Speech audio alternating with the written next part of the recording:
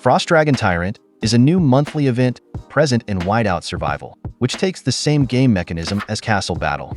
If we take a picture from the simplest, King of Icefield is a competition event between alliances on the same server. Then State of Power is a competition event between players and alliances between two different servers. And Frostdragon Tyrant is a competition event between players and alliances from all servers. So in short, Frostdragon Tyrant is a large-scale battle event whose participants come from all servers, and of course only eligible alliances can participate in this event. And here I want to share everything you need to know about the Frostdragon Tyrant event, so keep watching. And the phases in the Frostdragon Tyrant event are divided into 5. The first phase is Alliance Sign-Up, which lasts for 2 days.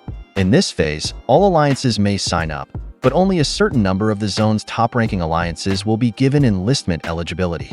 The alliance leader, or 4 members, may register their alliance. In this phase, we can see that only members from the top alliances are likely to be able to participate in this Frostdragon Tyrant event, and the members who participate are likely to be those with great power.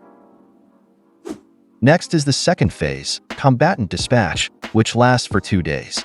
In this phase, alliances deemed eligible after the sign-up phase can request or be invited to join the battle, where a minimum furnace level requirement applies, according to the minimum limit determined by each group in the zone. In this second phase, we can see that the alliance leader, or a 4, can determine which combatant they choose or send to the combat zone, where after the combatant is successfully selected, players who do not meet the requirements can still participate to play in the championship prediction to guess which player or alliance will be the champion of the event. Next is the third phase, Eve of Battle, which lasts for 59 hours. After the combatant phase is over, the selected combatants only need to wait for the battle to begin, where in this phase, all players can place their predictions on which combatant will win this battle, and win awesome prediction prizes at the end of the event. And then there is the fourth phase, namely Battlefield Opens, which lasts for 8 hours, where cities will be randomly placed around the border region upon entry to the battlefield, the first 5 minutes of which will be defined as battle preparation time, during which chiefs may not teleport, attack, scout, or garrison. It can be said, this phase is the same as in Frostfire Mine, where in the first 3 minutes, players cannot do any activities on the battlefield. And the capital also cannot be attacked for the first hour. And the capital is supported by 4 surrounding spires, which will also be vulnerable to attack in alternating half-hour periods. Or in short, 30 minutes of vulnerability followed by 30 minutes in protection mode, where the longest alliance dominates the spire each round. Then they will be awarded with powerful alliance-wide bonuses for 30 minutes. And chief to dominate the capital the longest at the conclusion of battle shall enjoy the supreme Frostdragon Tyrant title for their zone and associated privileges and rewards for 30 days. Keep in mind, even though you will be playing with your fellow alliance members to dominate the capital, only the rally captain has a chance to get the title of Frostdragon Tyrant at the end of the event. And finally, the fifth phase, namely Rearmament, which lasts for 54 hours. Where in this phase, participating states shall receive a rearmament bonus at the battle's conclusion, namely healing speed plus 500% and healing costs minus 30%. And the chief who is crowned the Frostdragon Tyrant may host a grand statewide feast in Tyrant State, where during the feast, all players can give likes to the Frostdragon Tyrant. Each chief can give 5 likes daily, with each like granting a gift. It can be said that in this phase, all participating combatants can get a bonus of faster troop recovery. And for the champions in this event, they will definitely get lots of rewards, which you can see in the rewards details, where they will get Tyrant exclusive skin, pack, title, boost to their stats, commendation chest, and also have the authority to give 4 titles to chiefs who also participate in the Frostdragon Tyrant event. From here we can see that the winner of this event will definitely be a very strong and famous player for the next 30 days. And you need to know that the Frostdragon battlefield is divided into 2. The first area is inside the red line, called Dragon Crypt. In this area, the battle between players will be very fierce, and in this area, players cannot activate shield. And every player who loses in the Dragon Crypt will be randomly teleported back to the second area, namely the border region, where the border region is a place that is inside the yellow line and is still part of the Frostdragon battlefield. And in this event, there are 5 buildings that have an important role during the Battlefield Opens phase. The first 4 buildings are spires, where the function of this spire is to provide a boost to any alliance that holds full control the longest during the battle, where Life Spire can provide a bonus in the form of a 20% health boost. Dragonbane Spire can provide a 20% lethality bonus. Shield Spire can provide a 20% defense bonus.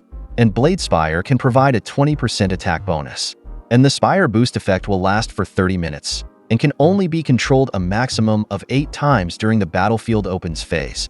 And the fifth building is the Capital, where this place is the main contest for players in the fight for the throne, where whoever can hold control the longest in the Capital will get the title, privileges, and rewards as Frostdragon Tyrant.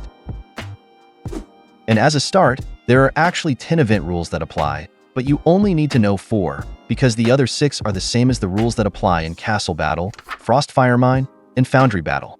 The first rule, infirmary capacity will be made unlimited during the battle, but the cost and duration of healing remain the same as usual. And if the player exits the battlefield during the battle, the infirmary capacity will return to the original, and any troops that pass the infirmary threshold will be automatically perished. So pay attention to the number of your injured troops carefully.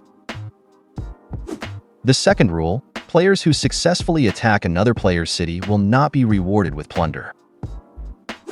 The third rule, cities burn much faster on the Frostdragon battlefield. Any player city that is burned and not immediately extinguished or defeated in the Dragon Crypt region will have their city randomly teleported to the border region. And rule number 4, players are free to leave the Frostdragon battlefield during battle, but after exiting the battlefield, they need to wait 10 minutes before they can re-enter. And the last thing you need to know is Frostdragon Rewards, where when compared to the King of Icefield and State of Power events, Frostdragon has more generous rewards, where you can get Chief Charms upgrade materials and abundant hero gear upgrade materials. Plus, the main rewards are the exclusive Frostdragon Tyrant skin, pack, title, and others, which make this event even more worthy to play and fight for. And as a closing, as I said at the beginning, that the Frostdragon Tyrant event is an event that is very similar to Castle Battle, but the scale of the scope is much larger, because you will compete with many players and strong alliances from various servers. So the playing strategy is, your state must be able to work together between alliances, to combine the strength of the strongest players on your server in one alliance, and make them all combatants who work together to defend at least 2 spires, and take full control of the Capital building at the earliest, and as long as possible. Because the scale of this event is quite large, I think this is the safest and best playing strategy to apply. And if you have any other questions or opinions regarding this Frostdragon Tyrant event, feel free to share them in the comments section. And we will meet again in the next Whiteout Survival video.